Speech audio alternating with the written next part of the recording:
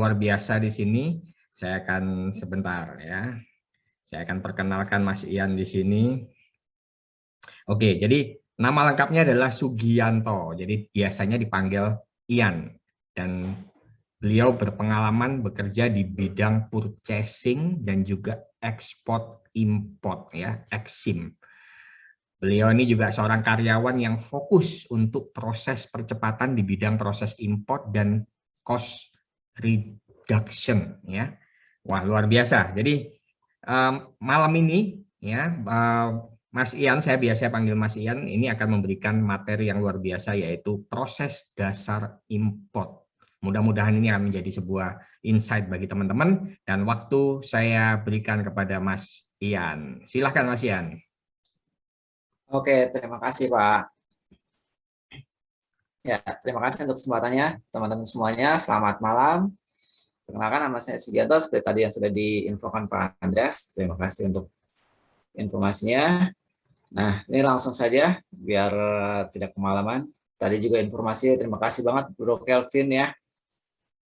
Saya langsung saja share. Terkait proses dasar impor. Bagi untuk teman-teman yang ingin ada kegiatan ekspor impor ataupun proses impornya di perusahaan, ya proses perusahaan itu seperti apa sih, atau teman-teman yang baru lulus yang ingin tahu bagaimana sih dasar-dasar impor itu, proses-prosesnya. Nah, ini langsung saja.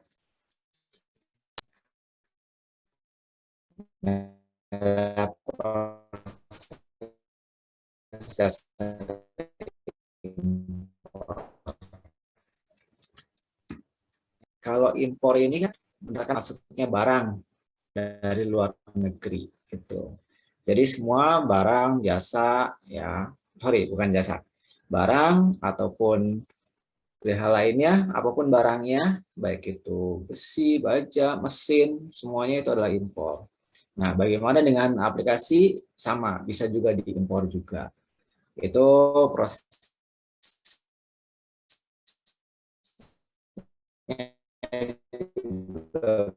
beda lagi.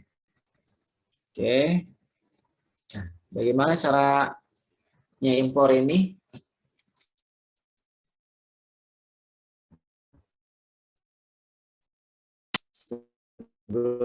Melalui bagaimana cara impor? Impor ini ada medianya, itu ada 3. Yang pertama, laut ya, melalui kapal laut ya. Yang kedua itu melalui udara ya. Biasanya kalau jalur darat ini yang di daerah Kalimantan atau yang batas dengan negaranya dekat ya, tidak melintasi melalui laut gitu, dan dekat bisa. Nah, ini akan impor barang, mengimpor itu harus minta dulu atau informasi kepada si pengirim. Kapan rencana kirimnya, berapa banyak, dan apa barangnya, itu harus cantumkan dalam invoice packing list. Jadi si shipper ini akan mengirimkan invoice, packing list, dan RW bill di sini. Invoice ini invoice untuk custom ya, itu berisi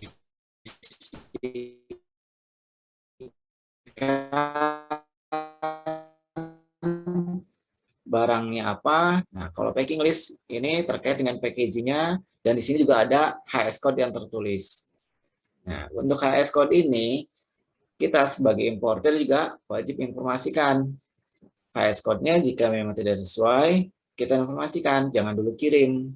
Karena di Indonesia ada beberapa barang yang terkenai larangan terbatas terkait dengan barang-barang impor. Seperti contohnya, kita mengimpor besi baja, itu ada larangannya.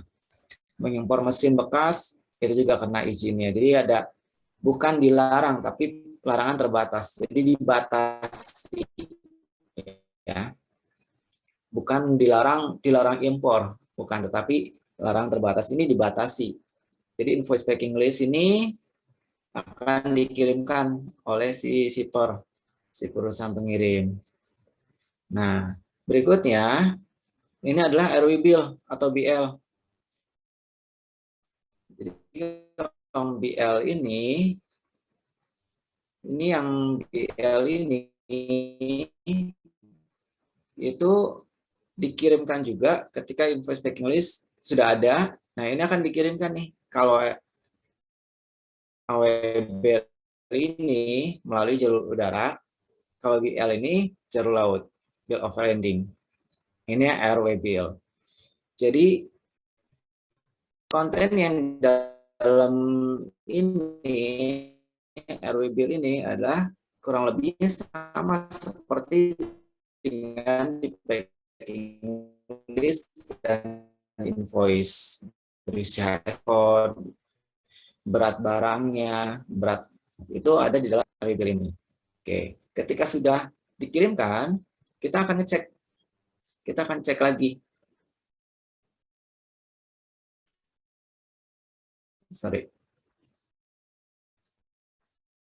Kita akan cek di sini. Kalau misalkan invoice packing list sudah oke, ini kita yang menerima barang sudah mengatakan, oh ini oke, nggak masalah. Berarti si kita selaku penerima barang, ini langsung kirimkan ke forwardernya. Jika kita menggunakan jasa forwarder ya. Atau misalkan kita selaku perusahaan PBJK, kita bisa langsung proses.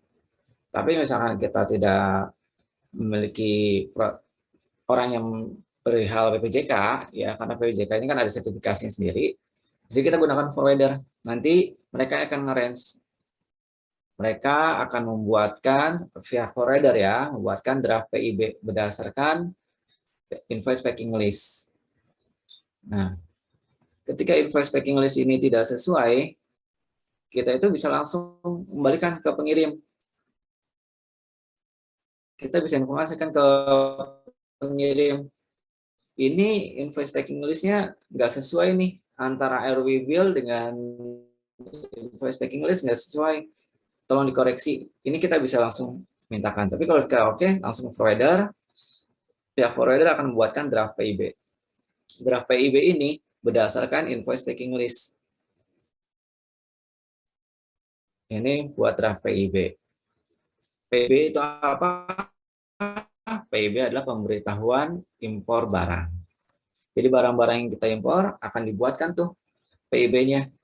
Bentuk kertasnya itu di dalamnya ada data importir, ya, kita selaku importir, dan pengirimnya juga ada, nomor NPWP-nya, alamat perusahaannya, terus berapa sih biayanya terkait bagiannya gitu ya, ada FOB, ada SIF, ada DIP, dan lain sebagainya.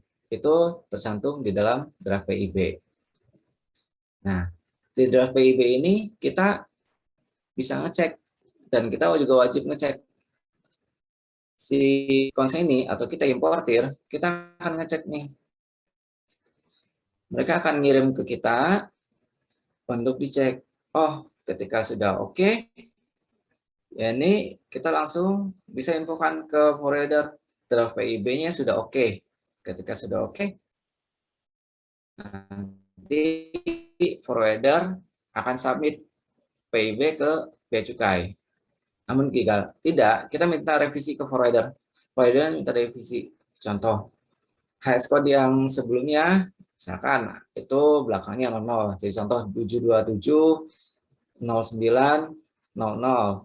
Nah, yang terbaru kita, oh ini HS code-nya ada pergeseran nih. Sebelumnya ada di BTKI 2017, itu memang sesuai. Tapi di 2022 kita ada pergeseran nih HS code-nya, belakangnya jadi 90, kita bisa infokan provider. Ini tolong direvisi. Atau contoh kursnya harusnya menggunakan USD, tapi ini menggunakannya yen. Kita juga bisa minta direvisi. Ini provider akan revisi lagi draft PIB-nya.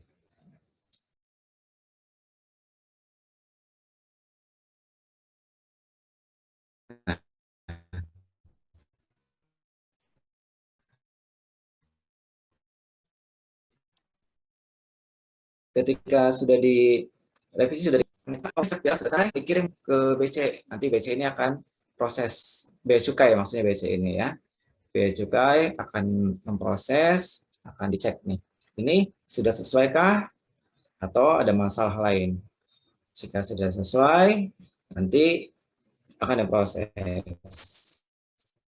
Namun jika tidak sesuai, langsung ada permintaan-permintaan lainnya. Tapi tidak menutup kemungkinan ketika sudah di batch lulus itu aman-aman saja. Kita contoh next-nya. Sorry. Nah, setelah tadi ya, setelah tadi baru PIB, konsep ini kita selaku importir, konsep ini penerima barang, ini akan buat dokumen nih. Tadi PIB sudah disubmit. Sambil submit PIB, kita juga buat dokumen nih. Dokumen tadi untuk keluarin barangnya agar kita bisa langsung bayar pajak impor. Yang kita buat apa sih? Dokumen-dokumen apa aja yang kita buat? Nih, ada surat kuasa custom, ada surat kuasa pabean, ada DNP, ada surat keabsahan dokumen. Nah, surat-surat ini dasarnya berdasarkan invoice, packing list, dan RW bill. Jadi di sini tertuliskan nanti keterangan-keterangan barang-barang yang kita impor itu yang ada di invoice, packing list, dan RW bill. Nah, nanti kita cek nih, oh oke nggak sih? Oh, kalau misalkan sudah oke, di kita oke, kita informasikan ke forwarder. Forwarder akan ngecek ketika, oh ini kurang Pak dokumennya, masih ada yang kurang nih. Nanti forwarder akan kembalikan lagi kita. Nah, kita akan membuat lagi dokumennya, dokumen pembaruan. Contoh misalkan revisi, atau misalkan ada dokumen baru yang harus dibuat. Contoh misalkan dimintakan surat keterangan barang, ya kita buat surat keterangan barang. Namun pada dasarnya, dokumen-dokumen impor yang dibuat adalah ini. Biasanya surat keterangan akan muncul ketika ada respon dari Bea Cukai. Bea Cukai akan minta respon Bea Cukai, contohnya nota permintaan data gitu ya. Itu datanya yang diminta, data kegunaan barang, contoh foto barang, flow prosesnya, itu yang mereka minta dan kita akan submit berdasarkan sama seperti barengan dengan surat kuasa ini. Nah, ketika sudah oke semua, nanti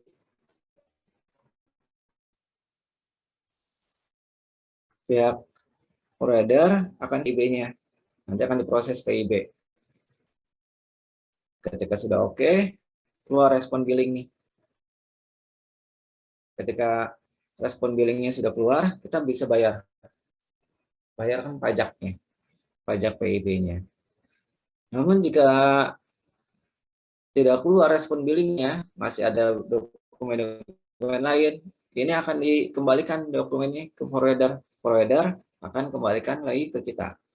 Apa penolakannya, apa yang harus disubmit ulang. Contoh misalkan kena NPBL, ya, nota pemberitahuan larangan terbatas. Barang ini barang larangan terbatas. Sorry.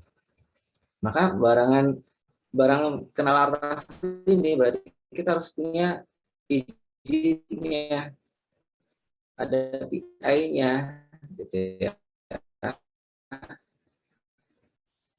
Nah, kita bisa submitkan, ini kita berikan lagi ke provider.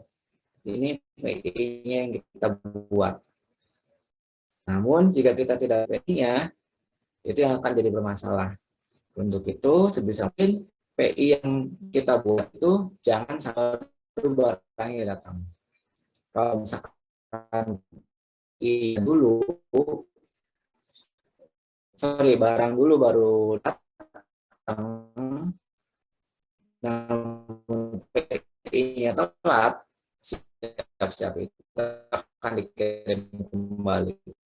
Barangnya bisa diproses, tidak akan keluar respon bill.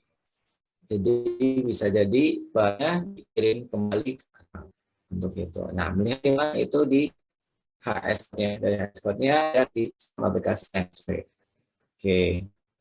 Ketika respon billing sudah selesai, kita bayar pajak. Nah, ketika bayar pajaknya, kita beri nih nota pembayaran pajaknya ke pihak provider. Setelah mulailah ada proses penjaluran. Bea Cukai akan cek dokumennya. Yang tadi, walaupun NPBL, NPD, dan lain-lainnya itu bisa di awal, namun bisa juga dicek kembali pada saat kita sudah melakukan pembayaran pajak.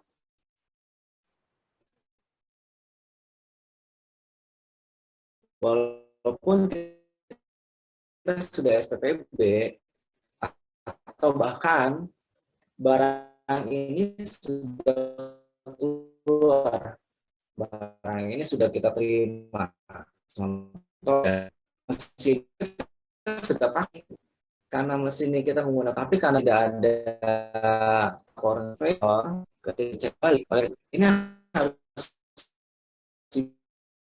laporan surveyornya, padahal barangnya sudah sampai di kita sudah menggunakan barang tersebut yang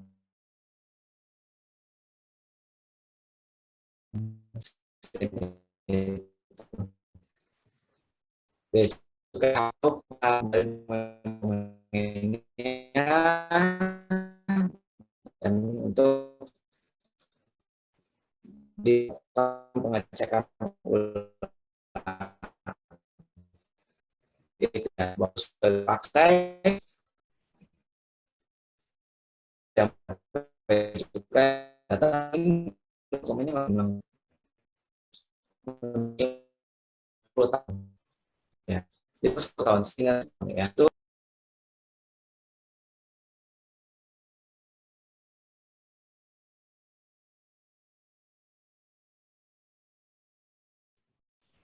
Oke, teman-teman, mungkin ada kendala jaringan ya. Saya perhatikan tadi jaringannya agak sedikit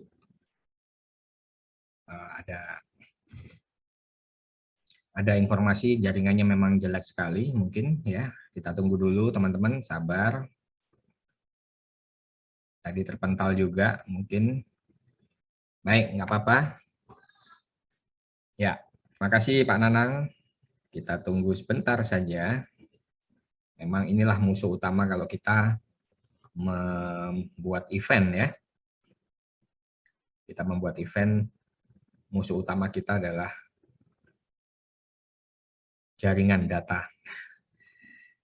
Oke, kita tunggu sebentar. Apakah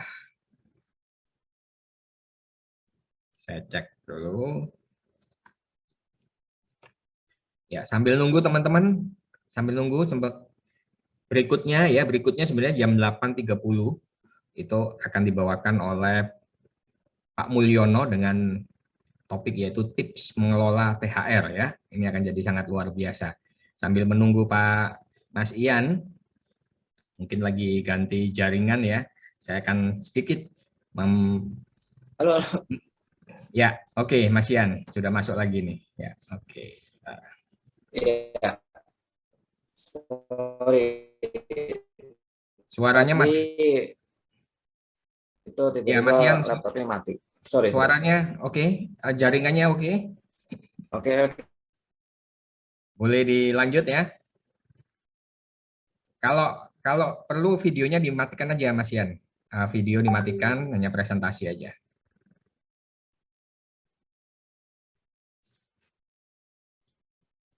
Oke, masih freeze. Masih freeze, teman-teman. Halo, sudah oke kah suaranya? Ya, oke.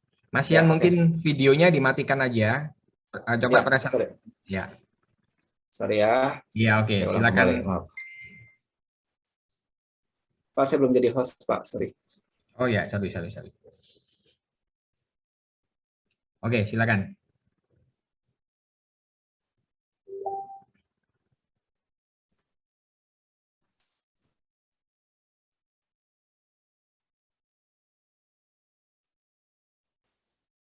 Tadi ya. Sorry. Pada saat tadi Bea Cukai sudah melakukan penjaluran. Ini ketika oke, sorry ini bukan engine oke. Nah, Ini keluarlah SPPB nih. Ketika SPPB ini sudah keluar, maka ini barang ini bisa keluar, bisa dilakukan keluar nih barang. Barang kita sudah sampai ke kita, dikirim ke kita. Jadi forwarder bisa mengirimkan barangnya sampai ke kita. Maka tugas kita selesai. Barang ini sudah selesai, proses impornya selesai. Nah, bagaimana dengan SPJM atau jalur merah? Jalur merah ini yang sering dikhawatirkan. Karena pada saat SPJM, barang ini akan dicek secara fisik dan dicek secara lab. Tidak semuanya dicek secara lab, tapi ada beberapa yang akan dilakukan proses cek lab jika memang barang ini diragukan. Jadi contoh, misalkan barang ini ada kandungannya besi dan baja. Namun pada saat di HS code-nya, barang ini bukan termasuk barang besi baja. Jadi beda HS code-nya. Dicek fisiknya, cek fisiknya ini meragukan nih. Maka sampling ini akan dikirim ke lab nih, laboratorium. Laboratorium yang sudah ditunjuk oleh Bea Cukai. Laboratorium ini akan ngecek nih, barang itu akan dipotong, ya diberi cairan atau pengecekan lainnya, baru keluar nanti akan ada hasil nih. Kalau misalkan hasilnya oke, sudah SPPB. Namun jika hasilnya tidak baik, ini akan diinformasikan lagi ke forwarder. Forwarder yang melakukan barang ini tidak sesuai HS code-nya, atau barang ini termasuknya HS code-nya mengalami pergeseran. Contoh gitu ya. Barang ini mengandung bahan-bahan nikel, contoh. Tapi di sini tidak HS code-nya hanya besi baja saja, contoh gitu. Atau barang ini besi baja, tapi di sini tulisannya barang ini bukan besi baja. Nah, ini akan ada hasil dari sini, Bea Cukai. Nah, provider akan informasikan lagi kepada kita, kepada si importir atau si penerima barang ini. Diinformasikan kembali, ini barangnya kena pengecekan nih. Kalau misalkan barang itu ada izin impornya, harus tunjukkan izin impornya. Namun jika tidak ada izin impornya, tapi barang itu terkena izin impor, harus disertakan persetujuan impornya, maka barang ini harus dikirim kembali ke negara asal. Seperti itu. Jadi, nah, pada saat SPPB, apakah sudah selesai? Tidak juga. Jadi pada saat kita sudah SPPB, Bea Cukai akan ngecek kembali, ini barangnya benar kas? Atau contoh misalkan barang ini hasil ceknya, cek laboratoriumnya belum selesai diperiksa, tapi SPPB sudah keluar. SPPB sudah dilakukan, hasil labnya menentukan barang ini nggak sesuai. Mau nggak mau, ini akan diajukan lebih kuat yang dari Bea Cukai ini hasil labnya. Nah itu kebetulan saya kemarin sempat mengalami gitu ya, jadi cukup tahu terkait hal ini. Jadi nggak semua barang yang sudah SPPB itu bisa aman dari proses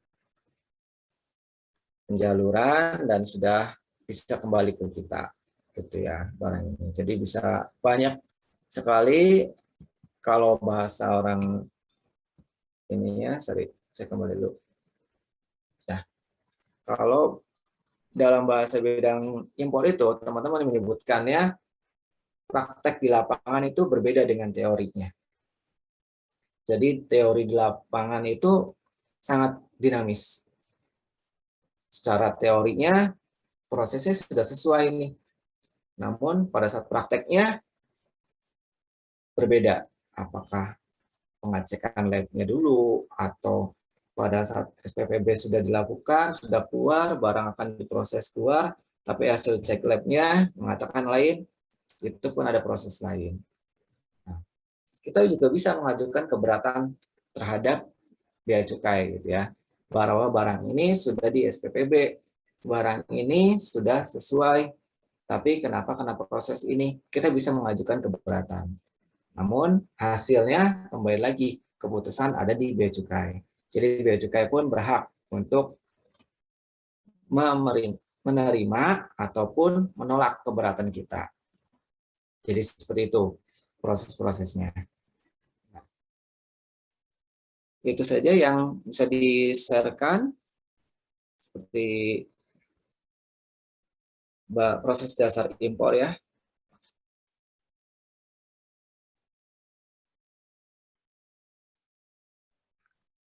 Oke, thank you Mas Ian. Nah, Mungkin langsung silakan. aja tanya jawab, ada Ya. waktu 5 menit. Silakan.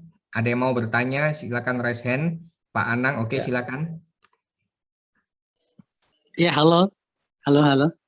Ya, halo Pak. Saya masih Pak ya. Ya. Ya, siap. Perkenalkan saya Nanang Pak dari Semarang.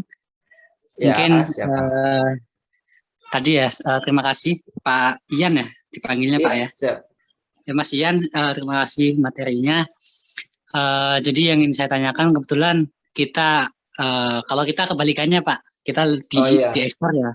Jadi mungkin secara mekanisme hampir sama, meskipun kalau saya lihat ya di impor itu kayaknya kok lebih panjang ya, atau karena saya nggak melakukan impor juga ya. Nah, jadi kalau kami mulai ekspor itu dari 3 tahun yang lalu pas kita masih mahasiswa ya. Nah, cuman kemarin itu ada teman juga yang minta impor gitu kan ya, minta diimporkan suatu barang gitu kan. Cuman yang agak mengganjal buat saya itu terkait adanya mungkin impor permit ya, atau izin impornya itu. Nah itu nanti apakah memang yang mengganjal itu kemarin kayak katanya sih ada kaitannya dengan kuota. Betul, ada Teman kuota. saya minta diimporkan bawang putih itu ya, 2 kontainer gitu kan ya. Cuman katanya kita nggak bisa langsung impor tuh karena ada kuota-kuota komoditas tertentu yang memang harus dipunyai gitu. Nah itu lembaga-lembaga yang mengeluarkan siapa, kemudian caranya bagaimana supaya kita dapat kuota itu bagaimana sih Pak? Oh ya, terima kasih Pak pertanyaannya. Jadi kebetulan saya juga baru selesai untuk mengajukan izin impor tadi ya, dan kuota yang dibuat, dan sekarang juga saya lagi proses yang baru ada gitu ya. Jadi kalau untuk komunitas bawang putih gitu, tanaman pertanian itu juga ada atasnya. Jadi Bapak bisa buka ke INSW ya, di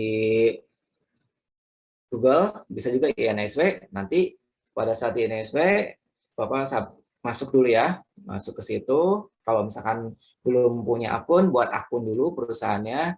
Nanti di situ ketika sudah masuk, Bapak isi semua dokumen persyaratannya. Jadi kayak contoh nama perusahaannya, penanggung jawab. Nah, setelah selesai itu semua diisi, dokumentasi yang lainnya ya. Jadi perusahaannya bergerak di bidang apa, itu juga di situ. Nanti Bapak masuk tuh ke SSM perizinan. Nanti masuk ke menu perizinan teknis.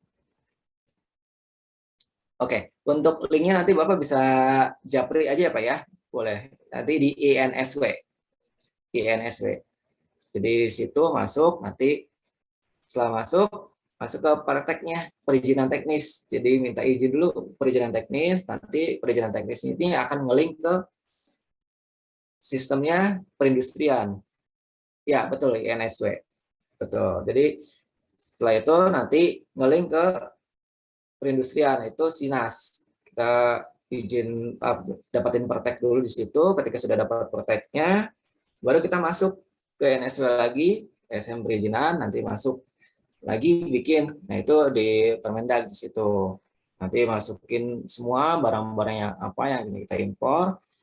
Nah, jangan lupa masukin juga kalau untuk yang besi baja itu ada mill seat. Kalau misalkan perdagangan kayak pertanian itu pun ada lagi syarat-syaratnya, nanti diisi semuanya, jangan sampai enggak, termasuk kuotanya berapa yang dibutuhkan. Itu nanti di Pertek ya, ada kuotanya, ada perjanjian kerjasamanya dengan perusahaan yang akan si pembeli ya, si pembeli terakhirnya. Itu kenapa Bapak impor, dan impor ini berdasarkan pembelinya siapa, itu nanti dimasukkan di situ. terus teknis barangnya seperti apa, jadi kayak misalnya barang ya komoditinya itu dijelaskan di Pertek.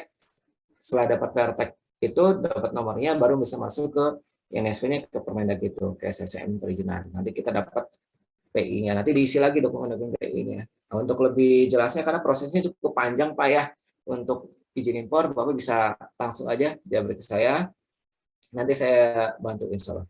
Saya akan bantu kan. Karena kebetulan kemarin saya baru selesai untuk yang APP, urusan izin produksi ya, angka pengenal impor produksi itu sudah selesai, dan sekarang saya proses untuk yang APU. Jadi APU itu 6 bulan sekali impor, izin impornya, kalau APP bisa 1 tahun. Jadi di situ. Boleh untuk yang itu karena prosesnya cukup panjang, di sini waktu yang nggak cukup ya, kasihan pemateri lain dan teman-teman juga nggak terlalu malam. Boleh Pak, sekarang nanti japri aja. Atau Bapak Ibu yang lainnya boleh kalau misalkan ada pertanyaan atau yang ingin dibantu, boleh silakan japri aja. Ya, silakan Pak Andreas. Oke, thank you. Thank you Mas Ian, luar biasa ya. Ya. Ini ilmu yang bagus sekali. Sekarang ekspor apa import ini? Ekspor ya? Ini impor, proses impor, Import, tapi ekspor import. juga bisa Okay. ya. Import ya. Jadi sekarang